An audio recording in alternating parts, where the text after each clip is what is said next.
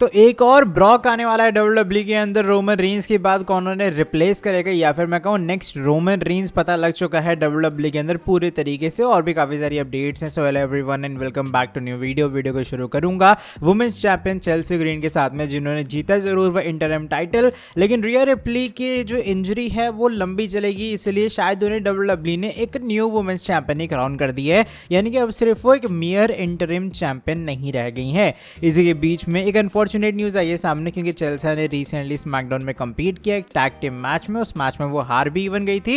And अभी हुआ क्या है कि चेल्सी ग्रीन ने खुद भी ये बात कंफर्म की और रिपोर्ट्स ने भी ये बात कंफर्म की है कि ग्रीन को एक इंजरी का सफ़र करना पड़ रहा है। और एक्चुअल में जो इंजरी है वो ऑर्बिटल बोन की है। ऑर्बिटल जो बोन है वो अपने आइज़ के आंखों के पास में होती है, तो वहाँ पे उन्हें एक इंजरी का सफ़र करना पड़ा है। यूजुअली मैंने देखा भी इंटरनेट पे रैंडमली ऐसे चैट जीपीटी वगैरह से, तो करीबन तुम्हें 4 से 5 हफ्ते या फिर 6 हफ्ते 7 हफ्ते ऐसे लग सकते हैं उस इंजरी के रिकवरी के लिए।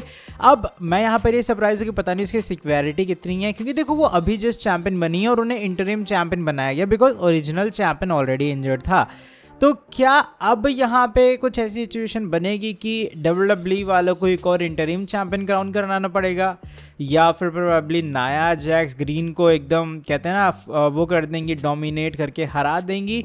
तो अभी फिलहाल इसको लेके कन्फ्यूजन है, लेकिन होप करता हूँ कि चेल्सी ग्रीन जल्दी रिकवर कर ले बिकॉज वो जस्ट चैंपियन बनी थी यार। ब्रॉन ब्रेकर के बारे में बात करते हैं, बड़ी एक अच्छी सी वीडियो आई है सामने ब्रॉन ब्रेकर की। हम सभी जानते हैं कि ब्रॉन ब्रेकर एक्चुअल में डब्ल्यूडब्ल्यू में हील सुपरस्टार है, लेकिन वह क्या एक फैन ने वीडियो शेयर की है जहाँ जो ब्रॉन ब्रेकर है वो स्मैकडाउन के शायद डार्क या ऑफ ईयर वाला मैच है उसका पार्ट है। यहाँ पे कुछ जो बच्चे वो हाई फाई करने का ट्राई कर रहे हैं ब्रॉन ब्रेकर से। ब्रॉन ब्रेकर ठहरे तो हील सुपरस्टार, लेकिन वो स्लो जाते हैं और उन बच्चों को एक छोटा सा हाथ करके देते हैं ताकि वो उन्हें हाई फाई दे पर तुरंत ब्रॉन ब्रेकर फिर कैरेक्टर में वापस आ जाते हैं।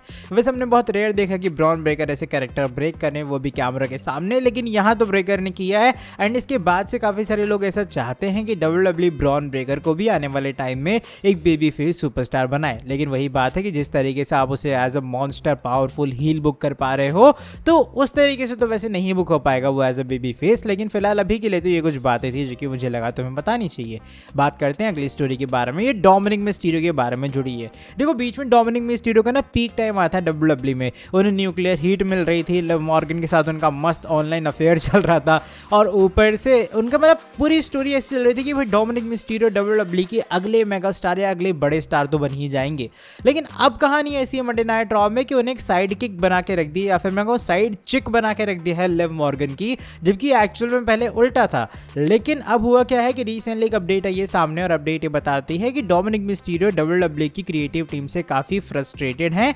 एंड इवन ये बताया जा रहा है कि डोमिनिक मिस्टीरियो इस बात को क्या चाहते हैं कि डब्ल्यूडब्ल्यू के प्रोग्राम में भी उन्हें काफी सीरियस लिया जाए, और उनका जो ट्रिपल ए वाला कैरेक्टर है वो और डब्ल्यूडब्ल्यू के मेन रोस्टर में एक बहुत ही बड़ा डिफरेंस है बुकिंग के अंदर।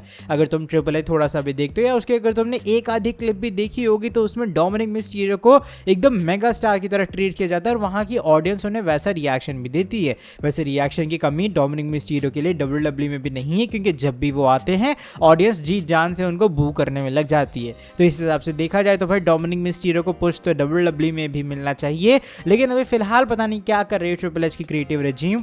लेकिन अभी तो यही अपडेट है कि डोमिनिक मिस्टीरियो भी इससे कुछ ज़्यादा खुश नहीं है, उन्हें कैसे बुक किया जा रहा है। बाकी ये रियली होप कि डब्ल्यूडब्ल्यू वाले कोई ना कोई बीच का सोल्यूशन निकाल लें और डोमिनिक मिस्टीरियो को अच्छे से बुक करना चालू करते, because I feel Dominik Mysterio एक अच्छी बुकिंग डिजर्व करते हैं। और मैं इस बात को देख के खुश हूँ कि डोमिनिक मिस्टीरियो अपनी बुकिंग से भी अनहैप्पी हैं, और ये बात रिपोर्ट्स के थ्रू एटलीस्ट बाहर तो आ रही है। अब बात करते हैं एक और बड़ी स्टोरी के बारे में, एक नए ब्रॉक के बारे में जुड़ी है। मैंने पहले ही ब्रॉक लेसनर नहीं, मैंने ब्रॉक कहा है, क्योंकि हुआ क्या है कि रिसेंटली एक अपडेट आई है सामने न्यू ऑरलिंस, अरे कैसी जगह का नाम है यार, इस जो भी है तो मैं तुम्हें रिपोर्ट का स्क्रीनशॉट डाल दूंगा।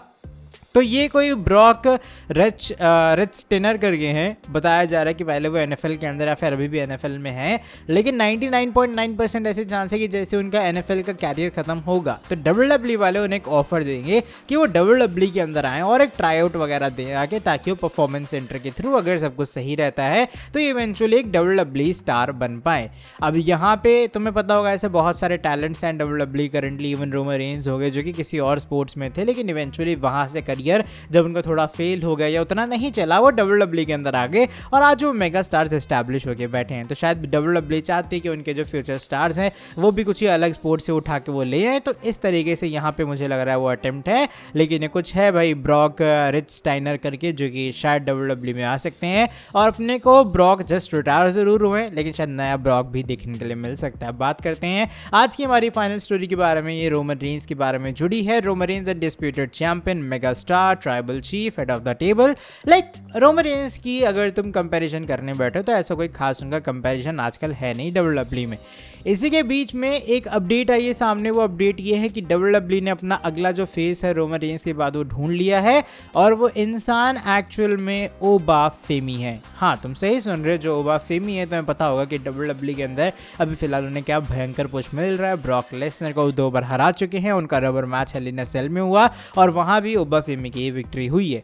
अब इसी के बीच में जो रिपोर्ट्स हैं वो कहते हैं कि WWE के मतलब ऐसे ही प्लान्स हैं कि जब भी रोमन रेंस WWE से स्टेप अवे करेंगे या फिर रोमन रेंस WWE से चले जाएंगे तो ओबा फेमी ही करेंटली ऐसे पोर्ट्रे किए जा रहे हैं कि वो बंदा होगा जो कि रोमन को पूरे तरीके से रिप्लेस करेगा और फेस ऑफ द कंपनी बनेगा।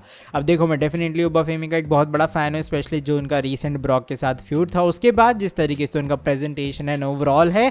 लेकिन मुझे ऐसा लगता है रोमन रेंस से अभी फिलहाल कंपेरिजन करना कि वो अगले फेस ऑफ कंपनी बनेंगे वो थोड़ा ज़्यादा जल्दी हो जाएगा, क्योंकि जैसा मैंने अभी इसी वीडियो में एग्जांपल दिया कि डोमिनिक मिस्टीरियो एक टाइम पे हमें लग रहा था पता नहीं कितने बड़े स्टार बन जाएंगे। Same goes with Bron Breakker का लग रहा था भाई वो अगले रोमन रेंस है और अब यहाँ पे ओबा फेमी की बात आई है रोमन रेंस से कंपैरिजन की। तो मुझे लगता है कि अभी फिलहाल थोड़ा टाइम और रुकना चाहिए। अभी जस्ट ब्रॉक के साथ उनका फ्यूड खत्म हुआ है। अब आप उनको कैसे बुक करते हो विदाउट वर्ल्ड टाइटल और विदाउट ब्रॉक लेसनर के, ये सबसे बड़ा पॉइंट ऑफ क्वेश्चन रहेगा। बाकी तुम्हारे हिसाब से क्या ओबा फेमी अगले रोमन रेंस बन सकते हैं? अभी फिलहाल के लिए बाकी मैं इस वीडियो को यहीं पर खत्म कर रहा हूँ। इसके अलावा कुछ ज़्यादा खास है नहीं बताने के लिए। एंड हाँ, by the way, Brock Lesnar को लेकर जाते जाते तुम्हें एक अपडेट दी जाता हूँ। अपडेट ये आती है कि जो रेसलमेनिया 43 अगले साल का होगा यानी कि सऊदी अरेबिया के अंदर, वहाँ पे अभी फिलहाल कैसे WWE के कुछ सीनियर हायर अप ऑफिशियल्स का मानना है कि ब्रॉक लेसनर शो का पार्ट बनेंगे, यानी कि वो शोकेस ऑफ इमॉर्टल्स में रहेंगे। लेकिन ब्रॉक लेसनर क्या इन रिंग कॉम्पिटिशन में आएंगे या फिर वो अपने हॉल ऑफ फेम को हेडलाइन करेंगे, इसकी कोई कंफर्मेशन नहीं है। ऐसा बताया जा रहा है कि शायद WWE वाले अगले साल के हॉल ऑफ फेम सेरेमनी के अंदर ब्रॉक लेसनर को एज मेन जो हाईलाइट है वो रखेंगे। तो इस चक्कर में शायद ब्रॉक को जो उनका इंडक्शन है हॉल ऑफ फेम के अंदर वो हमें काफ़ी जल्दी देखने के लिए मिल सकता है। लेकिन ऐसा मैंने कहा कुछ कंफर्म है नहीं कि WWE ने कैसे यूटिलाइज करेगी सऊदी अरेबिया शो में। बाय द वे, हाँ, आप फिलहाल के लिए वीडियो यहीं पर खत्म करते हैं। वीडियो अगर तुम्हें पसंद आई है तो तुम्हें वही पुराना काम करना है यार, नीचे वीडियो को लाइक करना है, चैनल को सब्सक्राइब, बेल नोटिफिकेशन को ऑन कर देना। तुम ओबा फेमी को क्या सही में अपना नेक्स्ट रोमन रेंस मानते हो या फिर नहीं, कमेंट्स के अंदर येस और नो लिख देना।